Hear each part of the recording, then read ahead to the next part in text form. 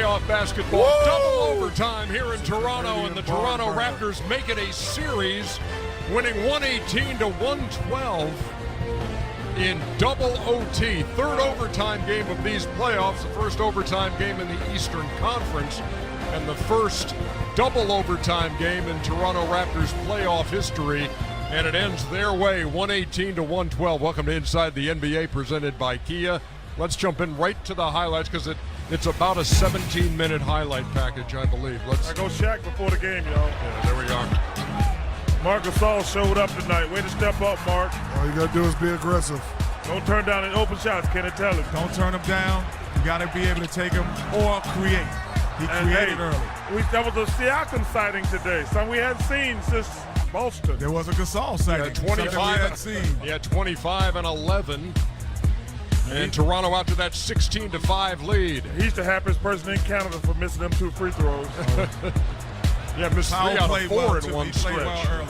Yes, he did. There go my man Norman Powell. He had 19. Way to hook a brother up. End of the first quarter, it was 30-21. Nope, that's 2. Whatever. Euro step. Yeah. Thank you. Sit down, Jeremy. No, feel free to put Jeremy Lin in the game, Coach. No, I don't think so either. Kyle Lowry hits the 3, 48-37. Can't keep riding a dead horse, Shaq. Malcolm Brogdon as Milwaukee gets back in it. He's played well the whole series, man. Bledsoe, what you gonna do? Yes. Jacket. 4-point game. Reggie mentioned this in the game. We don't like Bledsoe shooting that 3. Well, unless they go in. And there's Serge Ibaka late in the half, so they're up 58-51 at halftime. Man, this was a gut check win. Yes, it was. Siakam over the free. I'm proud of that kid for stepping up in a must-win game. All you got to do is play aggressive when you're down. That's it. Marc Gasol, nice look to Siakam. Play aggressive, getting that rhythm. Shots like that will go down. Bucks. Pat Connaughton gives it to George Hill. Another guy who played well. George Hill right there. Play right there. George Hill was fantastic tonight. Game tied at 88. Fred VanVleet. That's his only bucket. You have to go deep in the highlights to find the one shot he made. Yeah, and it was big at that time. Then the game's tied at 91 again. And there go that cyborg again. Yeah. Jeez.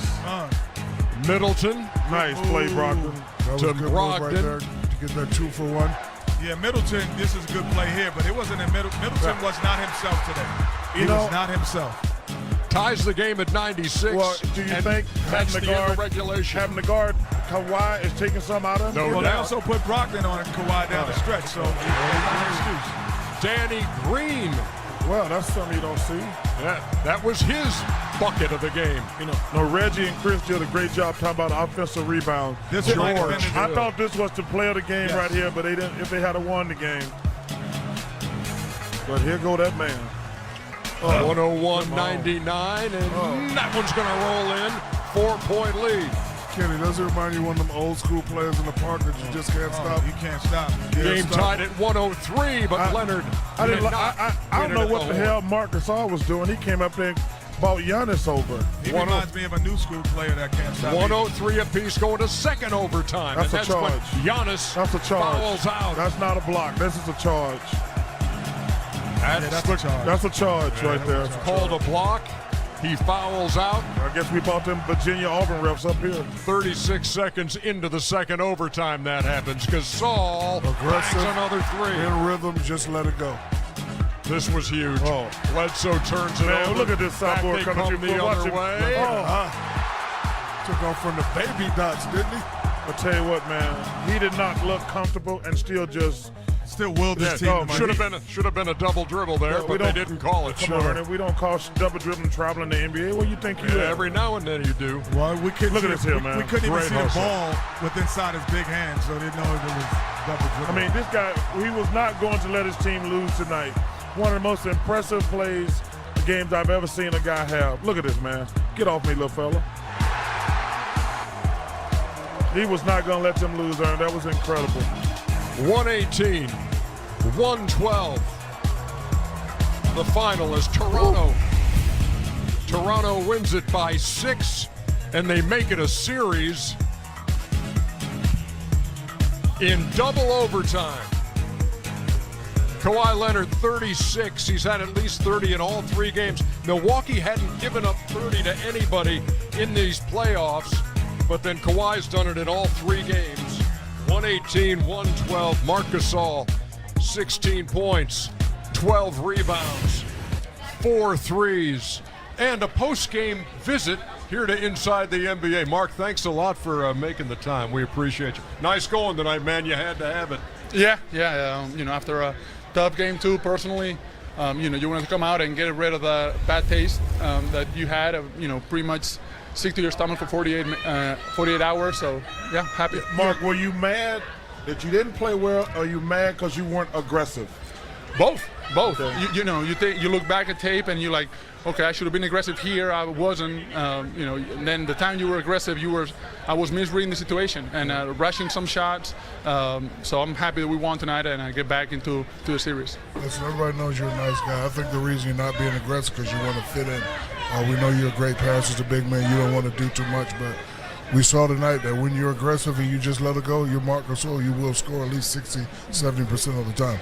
Yeah, you're right. Trying to find my plays on the floor, but first I got to look at the basket and be aggressive. That's what my team needs, and I was happy to be able to help tonight. So we saw you do it. So is that the why? Is that the why? That's how you change your being aggressive to non-aggressive. Is that the why?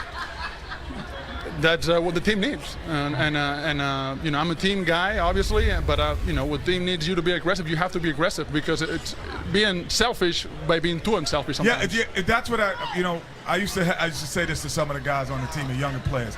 I said, you could be selfish by trying to get an assist, and I think that at times you were getting assists, but being selfish instead of going for the shot, which is actually yours. So let me ask you this question also: how weird is it to chase a 7-foot guy who really only shoots threes? Because last year's against Embiid, it was more banging. But what's the difference and the difficulty you're having? Because this guy never goes in the post, really. Yeah, he normally doesn't. He's out there for a reason. He can make a lot of shots. I mean, he can change the game like we saw on game 1. It's the game plan is different. You got to be inside, obviously, helping on Giannis, and he puts a lot of pressure on us. And then you got to build out and take away his shot. And it's multiple efforts. Mark, how much? There was a lot of talk in between games 2 and 3 from Nick Nurse about possibly changing the starting lineup, and your name came up in the middle of that. Obviously, was there discussion? Did you talk to Nick Nurse? What was going on? And did you know you were starting? When did you know you were starting in this game today? Thankfully, I don't read or watch TV or I'm not on social media, so I don't know what guys talk about. So I was just focusing on what I had to do to help my team win. That's all I worry about. Are you saying you don't watch our show? Not it's in the like playoffs. the only Definitely one not you in the do playoffs. watch. Well, I'll put it on mute. I'm sorry. So what's the Hey, I do the same So thing what's when the I'm mindset here. of the team now? I know it's tough of going down 2 at their place. You get a tough double overtime game. So what's the mindset of the team now? The same like we had on game 3. It's for us, you got to protect home court. You can't lose game 4. It's a must win for us. Hey, let me ask you about Kawhi Leonard, because Kristen Ledlow talked to him after the game, asked him how he was feeling because it looked like something wasn't quite right, and he's saying, look, it's the playoffs. But did he look like himself to you? Did it look like he was struggling a little bit physically? Obviously, when he was trotting, it looked like he was limping a little bit. But when he had to make plays, he put it all out. And, and defensively, that steal that he had on the handoff, that was a game for us. Well, I know the Currys get a lot of attention for being in the Western Conference Finals, but the Gasols are in the Eastern Conference Final. One is hurt. Yeah, I know. When do you guys communicate as brothers since he's hurt? Exactly. We do because he's hurt. He don't get to play. So, okay. If he wasn't hurt, you wouldn't talk to him. Probably won't. Well, who buying dinner tonight? Oh, he's still in Milwaukee. He cannot fly yet. Okay. So I'm saving that one. Isn't there part of you that wishes he were up to speed so you guys could be at this stage sharing it together? Of course. But he's here in a way. He's here all the time.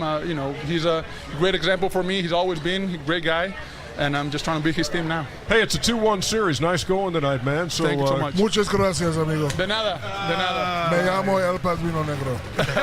El Bandolero. That's right, Chuck. I know Spanish. Adios. I'm telling you, man. Hey, Megatron. He calls Chuck calls him the cyborg. That's the cyborg they got out there, man. This dude, unbelievable. Coming back with more on Inside in just a that wasn't second. double dribble. It's a 2-1. That's a 2-1 series. That was crazy.